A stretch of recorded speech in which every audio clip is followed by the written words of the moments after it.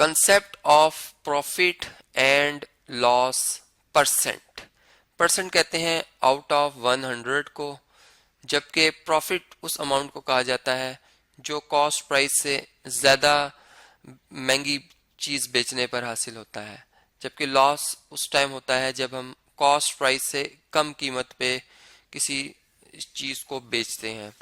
अब loss percent या profit percent क्यों लिया जाता है, इसका जवाब हम इस एग्जांपल से समझते हैं कि देखें, फ़र्ज करें पर्सन ए ने जो एक वाटर की बोतल है वो 50 रुपए की खरीदी और उसे सेल कर दिया 62 रुपीज़ में, तो यूं इन्हें प्रॉफिट हुआ है कितने का जी, 12 रुपीज़ का।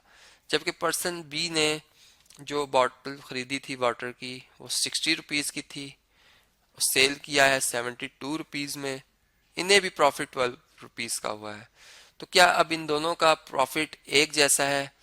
अब इसका अगर हमें कंपैरिजन करना है तो हम यूं कहेंगे कि हम पहले इन दोनों के प्रॉफिट्स को कंपेयर करेंगे इनकी कॉस्ट प्राइस या सेल प्राइस से।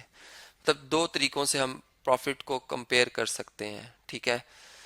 मतलब अगर मैं फ़र्ज़ करें प्रॉफिट को, इनके पर्सन ए के प्रॉफिट को कंपेयर करता हूँ इनकी कॉस्ट प्राइस से, और फिर परसेंट लाने के लिए, यानी ये देखने के लिए कि अगर कॉस्ट प्राइस 100 रुपीज़ होती तो ये कितना हासिल कर रहे होते, ये वैल्यू निकाल लेता, तो इसे मैं प्रॉफिट परसेंट कहूँगा, ठीक है।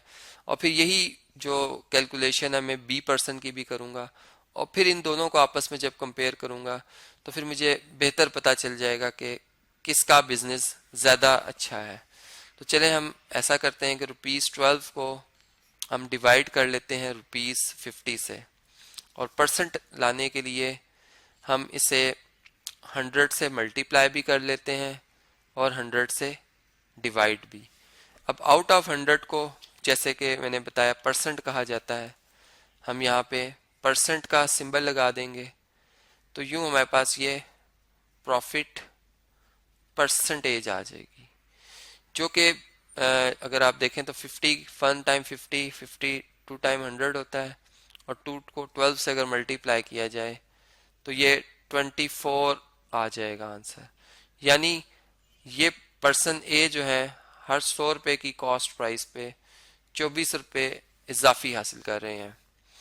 अब हम अगर पर्सन बी को देखें तो इनका भी प्रॉफिट 12 रुपीज़ का है, और इनकी जो कॉस्ट प्राइस है वो 60 है, और इसमें भी हम 100 से मल्टीप्लाई कर लेंगे ताकि परसेंटेज आ जाए।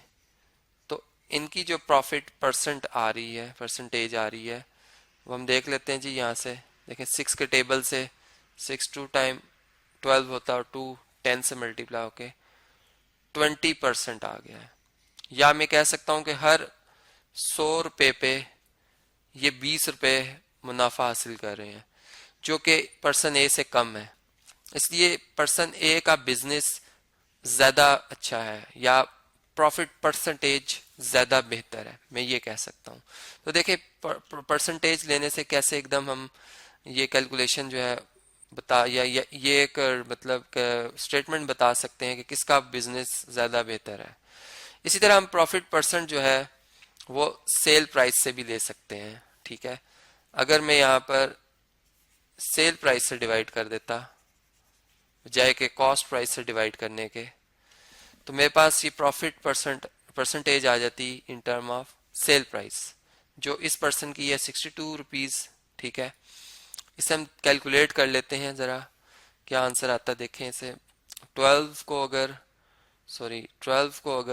100 से मल्टीप्लाई करें और 62 से डिवाइड करें तो ये अप्रॉक्सीमेट 19% आता है। मैं राउंड डाउन करके बता रहा हूँ, यानी हर 100 रुपये पे 19 रुपये ये कमा रहे हैं, या यूं कह लेंगे हर 100 रुपये की सेल प्राइस पे ये 19 रुपये इजाफी हासिल कर रहे हैं।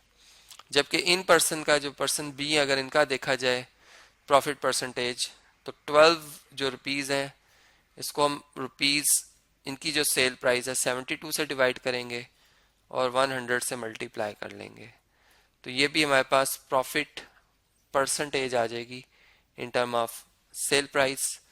तो ये देखें कितना बनता है, 12 मल्टीप्लाई 100 और डिवाइडेड बाय 72, तो ये अप्रॉक्सीमेट 17% बनता है। मैं इसे राउंड अप करके लिख रहा हूँ, 16.66 था। तो ये मतलब हम कह सकते हैं कि हर 100 रुपये की सेल प्राइस पे 17 रुपये इजाफी हासिल कर रहे हैं। देखिए जाहिर लग रहा था कि ये महंगा बेच रहे हैं, 72 रुपीज़ का ये 62 की बेच रहे हैं, तो ये शायद ज़्यादा मुनाफा कमा रहे हैं। लेकिन परसेंटेज से पता चल रहा है कि ये प्रॉफिट परसेंटेज इनकी ज़्यादा है, पर्सन ए ज़्यादा अच्छा बिजनेस कर रहे हैं। तो इसी तरह हम लॉस परसेंट भी फाइंड कर सकते हैं, जो कि मैं इस वीडियो को अब कंटिन्यू करूँगा, नेक्स्ट वीडियो में आपको कैलकुलेट करके बताऊँगा।